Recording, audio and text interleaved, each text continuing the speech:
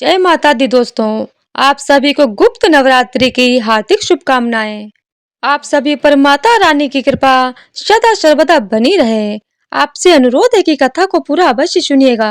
यदि आपने अभी तक चैनल को सब्सक्राइब नहीं किया है तो कृपया चैनल को सब्सक्राइब कर लीजिएगा ताकि आपको हमारे चैनल पर प्रतिदिन नियम से सुनने को मिलती रहें गुप्त नवरात्रि की 10 महाविद्याओं की कथाएं। गुप्त नवरात्रि की छठी महाविद्या त्रिपुर भैरवी है। इनका संबंध काल भैरव से है। यह काल भैरव की शक्ति है। इनके ही आदेश से काल भैरव कार्य करते हैं। देवी भगवती का यह स्वरूप विनाशकारी और विध्वंसकारी है। हमेशा विनाश और विध्वंस अशुभ नहीं होता। निर्माण से पहले विध्वंस ही होता है। जिस प्रकार से जीवन से पहले मृत्यु निश्चित है और मृत्यु के बाद जीवन निश्चित है, उसी प्रकार निर्माण के बाद विध्वंस और विध्वंस के बाद निर्माण निश्चित है। जैसे पुराने मकान को तोड़कर नया मकान बनता है, ठीक उसी प्रकार देवी भगवती अपने इस स्वरूप के माध्यम से विनाश से निर्माण की ओर ले जाती हैं। वह आद्य शक्ति हैं, महाविद्या हैं। जीवित और मृत दोनों ही स्थितियों में वह दंड देती हैं। वह उग्र स्वभाव की हैं। दुर्गा सप्तशती के अनुसार देवी त्रिपुर भैरवी ने ही महिषासुर नामक दैत्य का वध किया था। देवी लाल वस्त्र तथा गले में मुंड धारण करती हैं। समस्त शरीर एवं स्तनों में रक्त चंदन का लेपन करती हैं। देवी अपने दाहिने हाथों में जपमाला तथा पुस्तक धारण करती हैं। बाएं हाथों से वर एवं अभय मुद्रा है। कमल के आसन पर विराजमान है। यह स्वरूप देवी का सौम्य स्वभाव युक्त है। भगवती त्रिपुर भैरवी ने ही 18 भुजा युक्त दुर्गा रूप में उत्तम मधु का पान कर महिषासुर वध किया था। इसीलिए इनको महिषासुर मर्दिनी भी कहा जाता है। देवी त्रिपुर भैरवी का संबंध काल भैरव से है। काल भैरव को भगवान शंकर का ही अवतार माना जाता है। काल भैरव दंडाधिकारी हैं, तो देवी भगवती दंडाधिकारिणी हैं। दुष्कर्मों का दंड यमराज या धर्मराज देते हैं। त्रिपुर भैरवी, काल भैरव तथा यमराज से भला कौन नहीं डरता।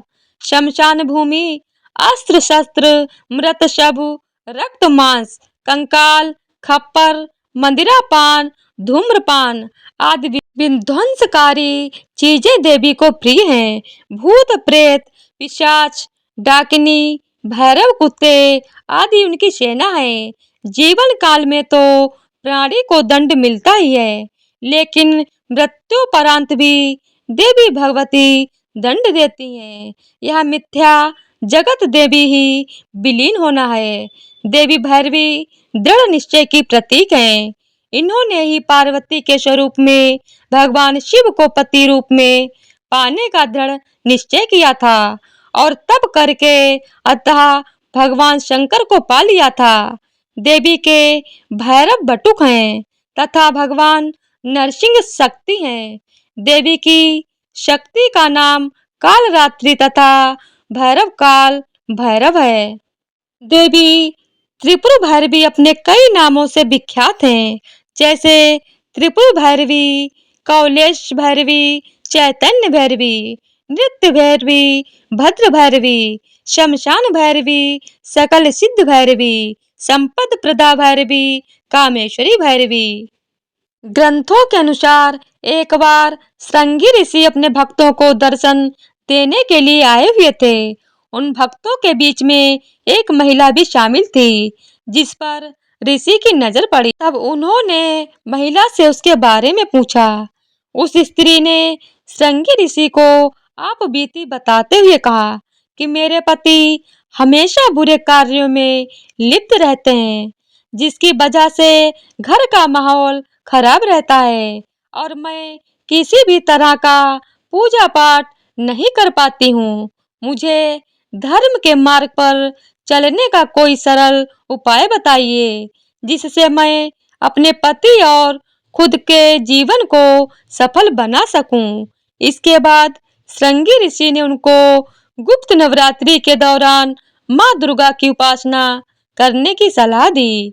उन्होंने बताया कि माँ दुर्गा की विधि पूर्वक व्रत और पूजा करने से मनुष्य के सभी पाप नष्ट हो जाते हैं और सभी मनोकामनाएं पूर्ण होती हैं।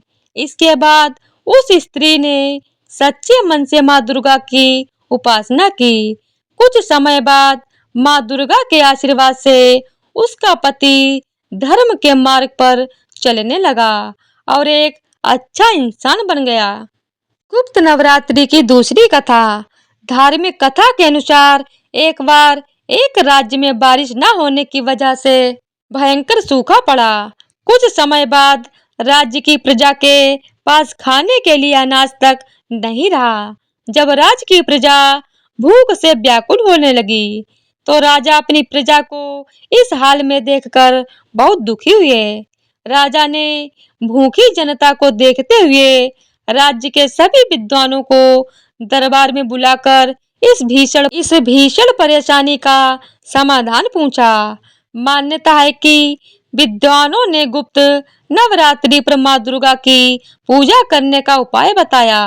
राजा ने विद्वानों की सलाह के अनुसार राज्य में माँ दुर्गा की पूजा की घोषणा कराई, जिसके बाद राज्य के सभी लोगों ने विधि पूर्वक माँ की पूजा अर्चना शुरू कर दी। कुछ समय बाद माँ दुर्गा समस्त प्रजा की पूजा से प्रसन्न हुई और राज्य में वर्षा करा के राज्य को सूखे से मुक्त किया। इसके बाद राज्य की प्रजा आनंद से अपना जीवन यापन करने लगी। तो इसी तरह से माता भैरवी की व्रत कथा संपूर्ण होती है। बोलिए भैरवी माता की जय हो।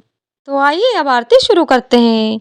जय जय जय भैरवी असुर भयाउनी पशुपति भामिनी माया सहज सुमित वर देव गोसाउनी अनुगति गति तू पाया बासरी रैनी सवासन शोभित चरण चंद्र मणि चूड़ा कतवोक दैत्य मारी मुख मेलल कतयो गिली कैलु कूड़ा सामर बरन नयन अनुरंजित जलद जोग पुल कोका कट कट विकट ओट पुट पांडरी लिधुनु फेन उठ भोका घन घन घनय घुंघरू कत बाजय हन हन कर तू काता विद्यापति कवि तू पर सेवक पुत्र बिसरऊं जनि माता जय जय जय भैरवी असुर भयावनी जय जय जय भैरवी असुर भयावन। बोलिए भैरवी माता की जय हो। जय माता दी। तो आज की वीडियो अगर आप लोगों को पसंद आई हो तो वीडियो को लाइक शेयर और चैनल को सब्सक्राइब कर दीजिएगा। धन्यवाद।